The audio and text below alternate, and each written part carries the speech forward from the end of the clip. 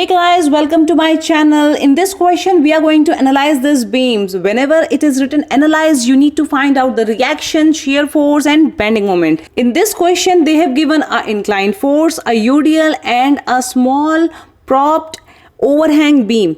So what we have to do first is will be making a line diagram. Line diagram is a diagram in which our question is being presented in a very simplified way.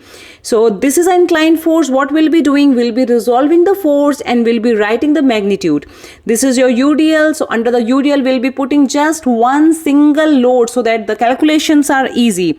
So we'll be doing it fast. There are two supports. One is your pin and one is your roller support. So for roller, we have one reaction that is vertically upwards.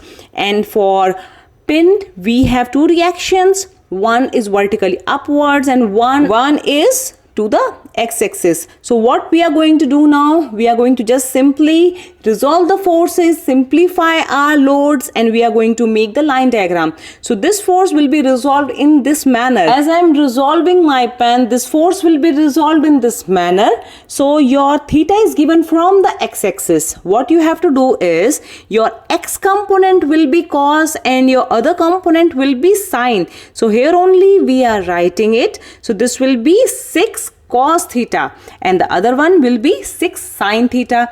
Here itself we'll be writing the magnitude so that the chances of mistakes or error will be less. This is your UDL. We'll be converting this into a single point load. So the formula is your force into the distance over which UDL is being applied. So this is your 1 into 4, that is your 4 kilonewton. Hi everyone, this is Smriti Gupta and you are watching Simple Civil with me. So today we are going to analyze this beam and we are going to find out the reaction, shear force and bending moment. If you are new to my channel, please like and subscribe my channel. Coming back to our question, we have 3 unknown forces. For 3 unknown forces, we need 3 equations. So we'll be using our 3 equilibrium equations. So the first one, all the vertical forces equal to 0. So all the vertical forces we are going to sum up. RA is going upwards. We are taking positive upwards. This one is going downwards, so negative, negative. This one is upwards, positive, and this is also negative. So we are going to just simply sum up all the forces which are in vertical direction. So we are just simply writing positive, negative, and this is equal to 0. So your RARB will be coming out to be 10. So this will be your 10 kilonewton. Next is we'll be taking all the moments equal to 0 at a particular point. So we'll be taking a point. Why we are taking a point? Because there are 2 unknown forces at this point. If we'll be taking moment at this point, we can easily find out RB, which is a unknown. So what we are going to take here is clockwise positive, anti-clockwise negative. Just for this RARB, we are going to take clockwise and anti-clockwise like that. So this will be force into perpendicular distance, force into perpendicular distance, and next one 3. This is also clockwise. So this is also force into perpendicular distance. Next one RB, this is anti-clockwise. So we'll be taking it as negative. Just simply put that in your calculator and calculate the value of RB, which is coming out to be this much. So your RARB is equal to 10. For this, you can get RA value. So with this, we have find out the value of RA and RB. The next thing is we'll be doing summation H is equal to 0. So all the horizontal forces which are acting on this beam. So first we have to find out what are the horizontal forces. So we have HA and then this one, this force is inclined. So this horizontal force came. So what we are going to do? Just sum up all the horizontal forces. What we are going to take is right side is positive. If it is going in the positive x direction, we are taking it as positive. So since both of them are going in the positive x direction, we are taking both as positive. So your HA value came out to be this much kilonewton, and I'm going to put a box here. So this is all unknown forces we have calculated. Next is we are going to calculate the shear force. So shear force means vertical forces. So we are going to take only vertical forces which are acting acting on the beam. Shear means internal resistance towards any change. So all the vertical forces we are going to take and will be drawing our shear forces. So normally what happens, under the load, over the support, or over any changes in the dimensions of the beam, shear force value will change. So what we have to do is, we will be taking small intervals so that we can find out what are the changes in the shear force. So first interval what we are going to take is 0 to 2, because after 2 one force is there, so our shear force value will be changed. So we are taking upwards as positive. So between these interval only one force is acting, that is 2.875, that is RA. Next interval what we are going to take is 2 and 4, because after this one more UDL was applied, so this interval will be taking. So left side we have RA, right side will be having this 6 sin 30, that is 3. It is going downward, so negative. So now this one is coming out to be negative 0.125. Next one is your UDL. So here UDL is there. What we are going to do, we are going to take an intermediate value, that is 4 and 6. So what we are having here, we have from the left side we have this much, from the right side we have -4. All the forces going upwards will be taking positive, all the forces going downwards will be taking as negative. Just simply sum up all the forces in the interval and find out the answer. So next one is RB, which is positive upward. So this is positive 7.125. Simply write it and this will be your positive 3.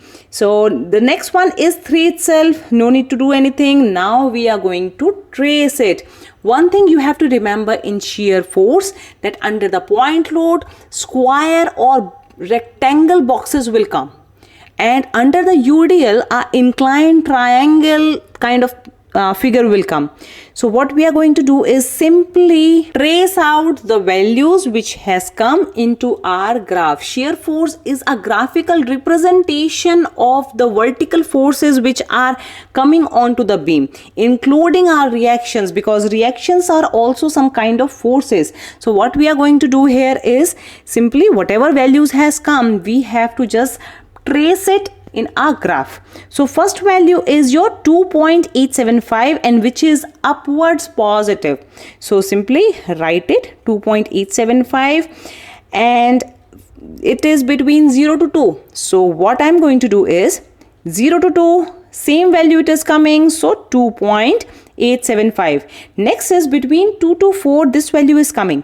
So what I'm going to do is minus 0.125.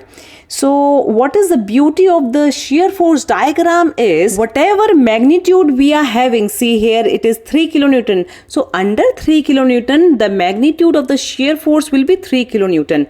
Under RA, you are getting the same amount. Upon tracing whatever values has come and simply join it with a free hands, because under the point load, your boxes and rectangle will come.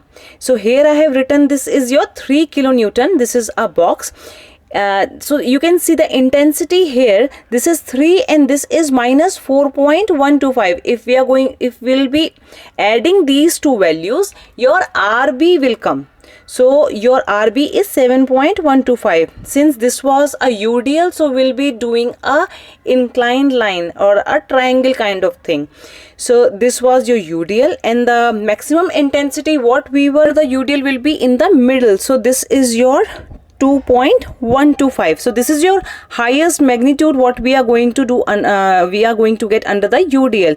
So this is your diagram, and you can see or you can cross check that whatever maximum intensity you are having, you will be getting the same intensity in your shear force diagram.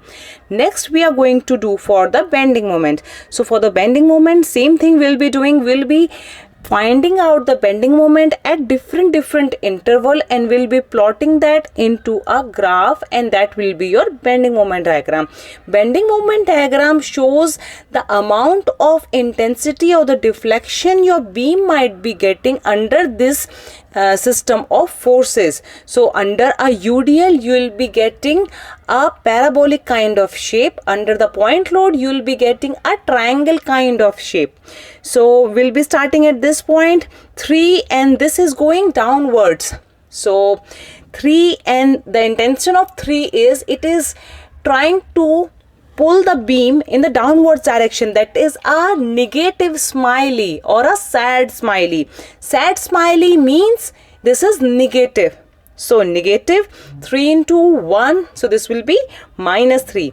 Next at 6 will be plotting our bending moment diagram. So simply we are going to find out the bending moment at 3. So this is your 6, and I am going to take the bending moment from the left side. So first is your RA. So we'll be drawing it a little here so that you can understand. This is your RA, and this is try to pull the beam upwards. That is a happy smiley, and whenever there is a happy smiley, it is a positive. So what we are going to do is force into the perpendicular distance. Distance is your 6, so this will be positive.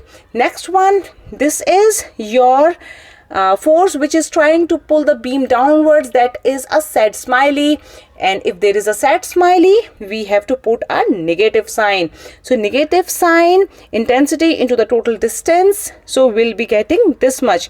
Next is your UDL. So a small amount of UDL is applied at this point. So what we are going to do is we'll be making a small UDL, and this UDL is also trying to put a sad smiley on the beam.